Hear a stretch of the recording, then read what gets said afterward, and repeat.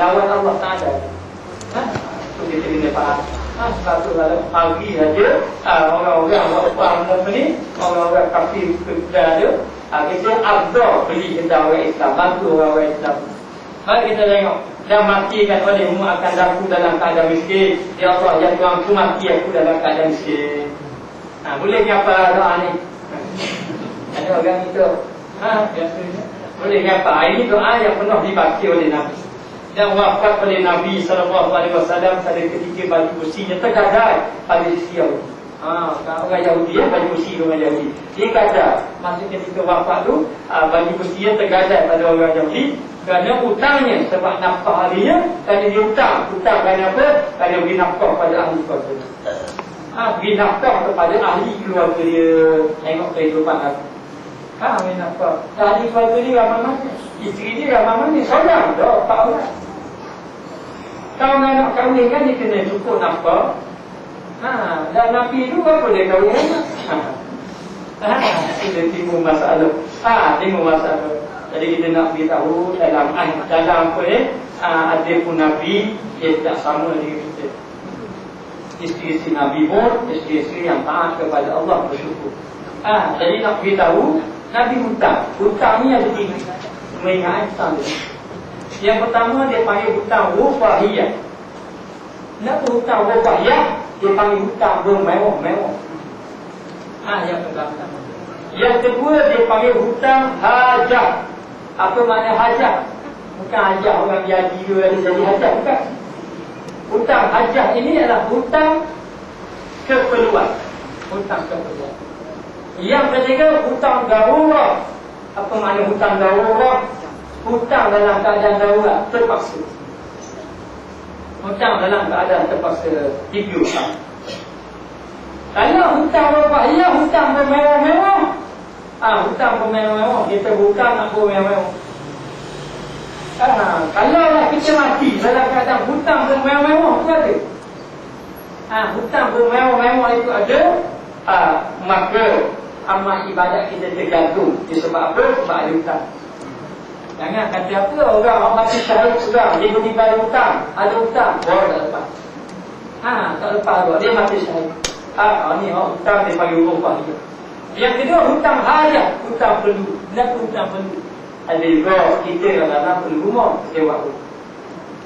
Bila kita buat rumah, kita perlu buat rumah, maka ikut keperluan kita.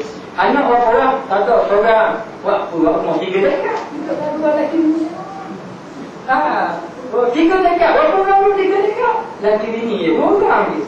Anak-anak tak ada, tak payah buat 3 dekat. Buat padang-padang yang perlu saja. Padang-padang yang perlu saja. Lepas tu nak perlu juga kerjaan. Beli kerjaan kadar-kadar yang perlu saja. Kalau kita lebih daripada kadar yang perlu, dia jadi rufahiyah. Dan satu lagi hutang darurat, hutang hajat. Hutang hajat ni, hutang terpaksa. Contohnya kita berhutang untuk nak beri makan anak isteri kita. Tak ada fikir sangat, boleh berhutang. Bahkan setengah ulama kata wajib. Kalau sabit kita dah tu kita tak berhutang, menyebabkan kita tak boleh nak makan. Boleh berhutang. Boleh berhutang dalam keadaan kita ni darurat sangat. Contohnya bab makanan, tak ada makan. Tak ada makanan. Anak tu nangis nak beli susu tak ada. Nak beli susu tak ada. Petrol pun kalau tinggi nak beli petrol. Anak tu kata pakai kain kopi. Lepas tu terpaksa berhutang. Itu tak apa. Hutang ni dia panggil hutang darurat. Hutang terpaksa. Hutang terpaksa ni, barang siapa yang dia terpaksa berhutang, kemudian dia mati dalam keadaan dia nak bayar hutang terpaksa dia. Dia memang tak mampu pun dia nak berhutang, memang tak mampu pun dia nak bayar, Allah Ta'ala akan bayar. Bayar macam mana Allah Ta'ala bayar? InsyaAllah, orang yang berhutang pada dia, dimurahkan rezeki. Kita berhutang pada dia, dia hutang terpaksa, dimurahkan rezeki. Dimurahkan rezeki oleh Allah Ta'ala. Ada pun hutang rufahiyah, hutang bermewah-mewah, ataupun hutang hajat keperluan. Walaupun hutang itu keperluan bagi kita, kalau kita tak bayar, maka kita akan duduk depan Allah Ta'ala. Dan Allah Ta'ala akan tuntut. Termasuk tuntut, orang kita berhutang, dia pun tuntut. Hari ni kita nak raya orang tak berhutang, bayar habis berhutang tak? Sebab mudah hutang. Hutang memang mudah. Nak bayar tu bayar. Nak bayar tu bayar. Nanti jadi masalah. Jadi orang dulu fakir memang fakir betul. Dan mereka itu yahsabuhumul jahil aghniya min at-ta'affuf. Sehingga kan orang-orang menyangkakan bahawa dia kaya kerana dia tidak meminta-minta dalam keadaan dia fakir. Dalam keadaan dia fakir. Dan ketahui olehmu bahawasanya fakir itu jika ada ia terpada dengan barang yang diberi akan dia.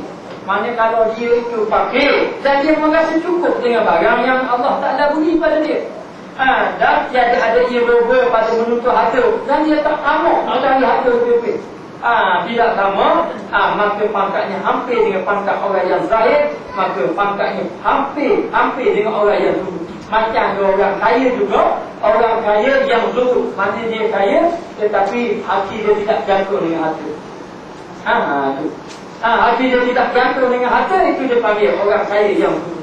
Jadi dia ni orang miskin, dia orang miskin, kemudian dia tidak tamak, maka pangkat dia lebih kurang dengan orang yang kaya. Orang kaya yang dalam keadaan dia hati dia tidak gantung dengan harta dia, orang kaya yang zuhud. Nabi SAW bersabda, tuba liman aslama wa kana aisyuhu kifafan. Artinya bermula syurga bagi mereka yang Islam. Syurga memang bagi orang Islam. Orang Islam, orang kafir tak masuk syurga. Dulu ada penyanyi Adi Syed kata,